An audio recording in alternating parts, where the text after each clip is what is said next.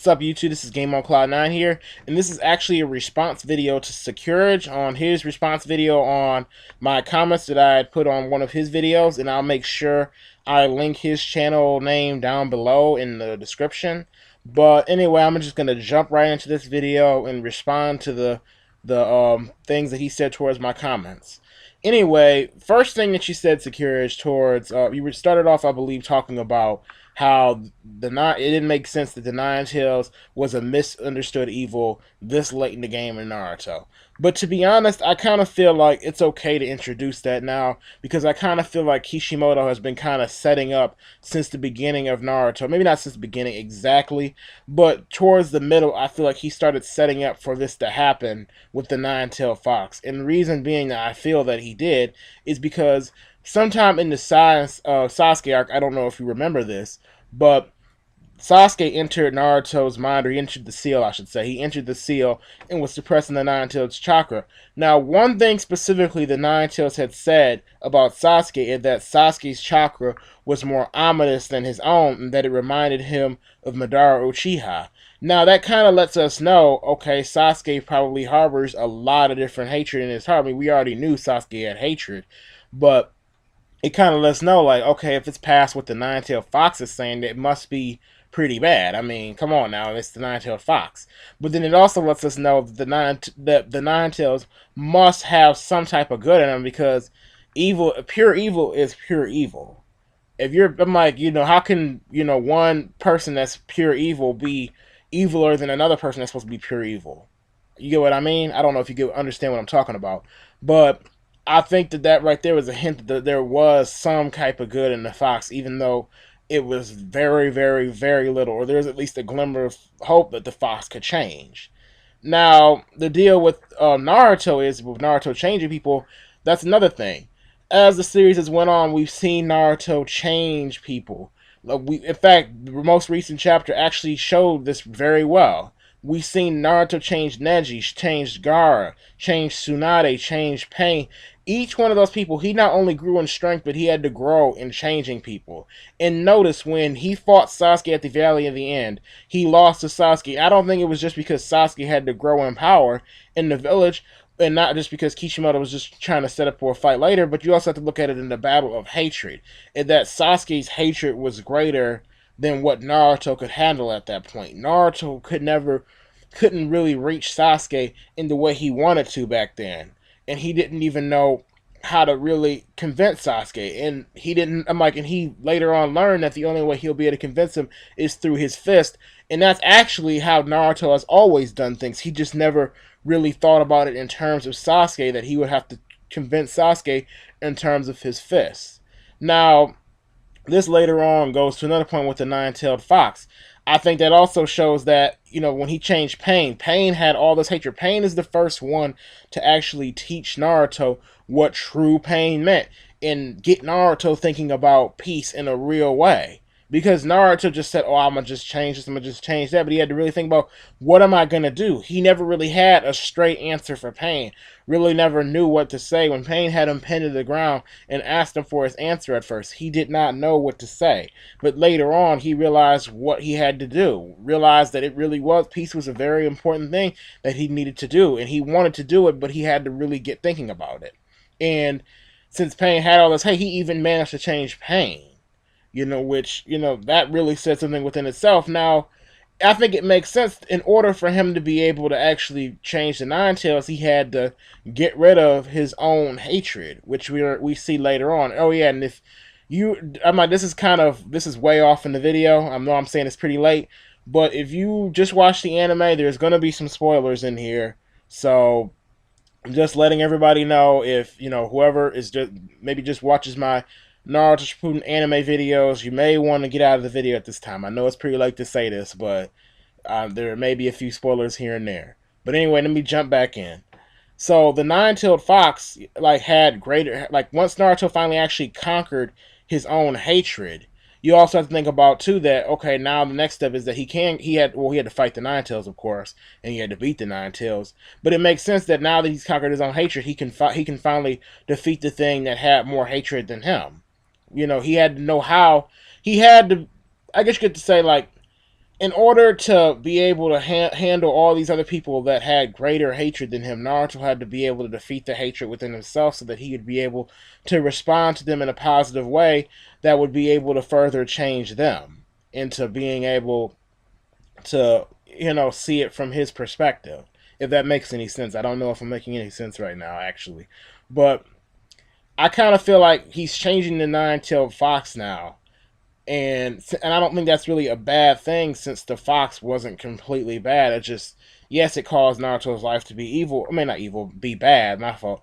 But I think that Naruto. I'm like, you have to look at it this way: the nine-tailed fox's perspective. Nine-tailed fox. It seems like his hatred may come from Madara, and the Nine-Tails has responded in a way similar to how Naruto has responded throughout his life before, prior to him having friends and people coming along to help him. And I think that really says something because he's always kind of messed with Naruto, kind of how Naruto used to mess with other people or thrash out because of that, because they want attention.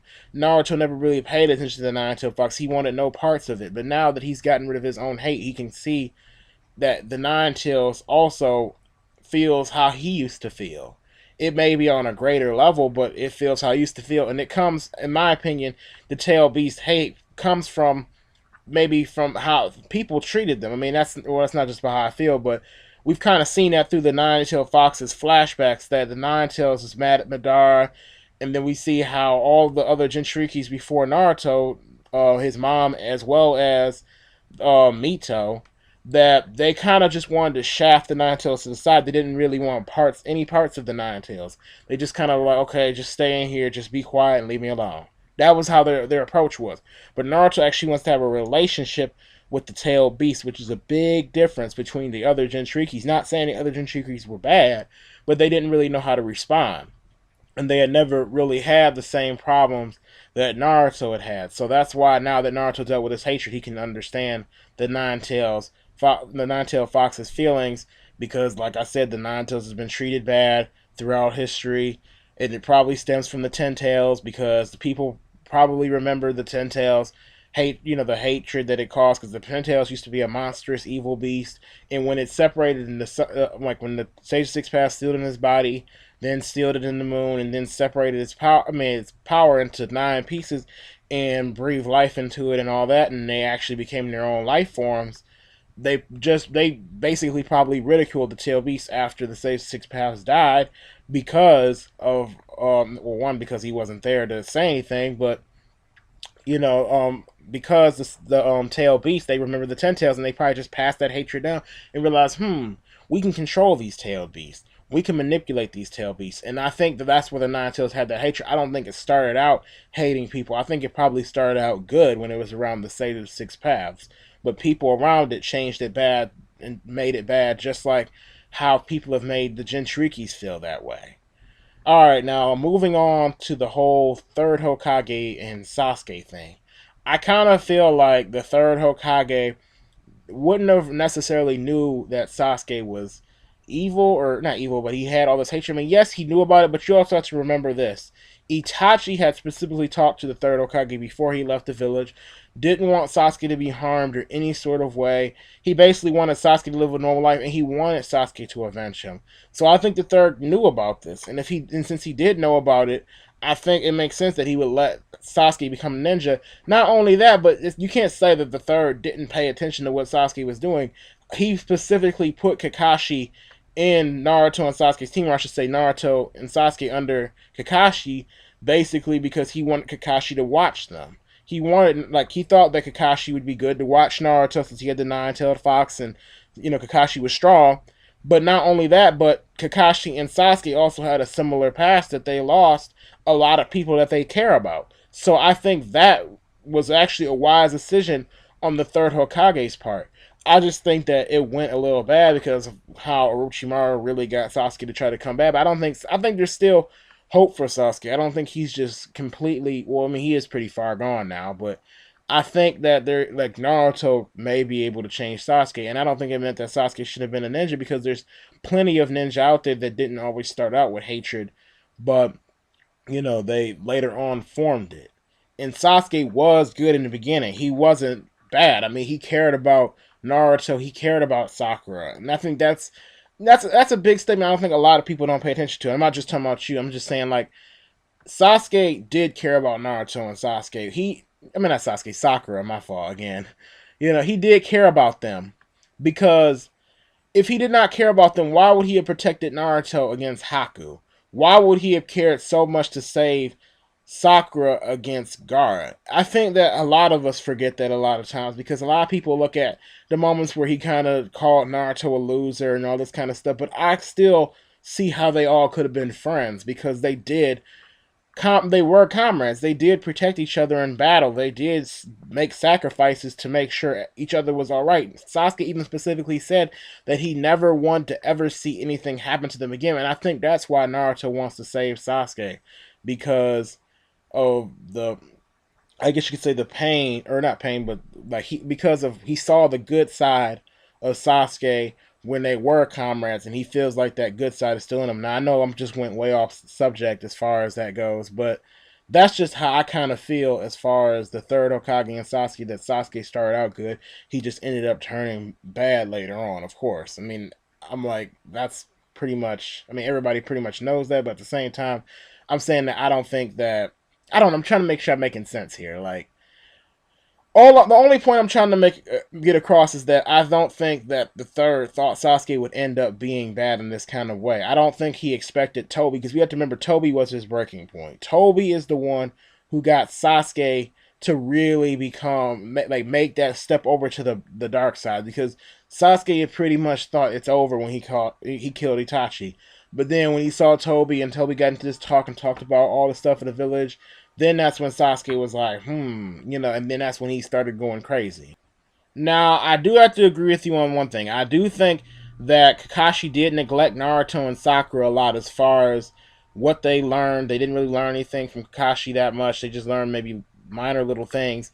But I do have to disagree with you on the whole Strong Fist thing. I do think that it was okay for him to teach Sasuke the Strong Fist because it helped him learn how to train his Sharingan and to be able to learn how to copy things because we never really seen Sasuke copy anything prior to that, and I don't think we've really seen him copy anything since then.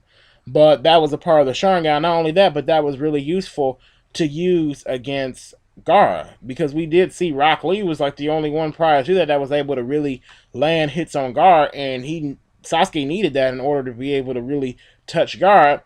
And it's not like he taught him everything that Rock Lee knew. It's not like he said, okay, Sasuke, let's open up the gates. Let's go ahead and do the primary lotus. Let's do the, what is it called, hidden lotus. It's not like he did all that. He just showed him, okay, this is, like, I'm going to show you the Strong Fist, show you how to fight somewhat like Rock Lee in order to be able to actually have a chance against Gaara. Basically be able to have Rock Lee's speed and movements in order to be able to do that. And I think it was very useful. And I don't think it was a bad thing to do because it's not like we even see Sasuke fight like Rock Lee anymore. I mean, he's faster than he was back then, but it's, not because he's using Rock Lee's stuff. It's not like he took that and ran with it throughout all of Naruto. That's just my opinion. But Sasuke did, or no, Kakashi did teach Sasuke how to use Chidori, which was another thing that added to that arc when he did, like Kakashi did teach Sasuke how to at least use that. It's not like he copied everything from Rock Lee. He did have his own stuff, but that's just my take on that. But anyway, I hope you enjoyed my response to you. I know it was a bit long, and I know it took me a minute to actually throw this out, but like I said, I've been kind of busy lately, so I'm not just throwing out videos like I should, like all the time or whatnot. So anyway, for anybody watching this, don't forget to subscribe to Secureij. Please subscribe to me if you are not already subscribed. Please rate this video. I hope you like it. If you don't like it, dislike it. And that's pretty much it. And see you later.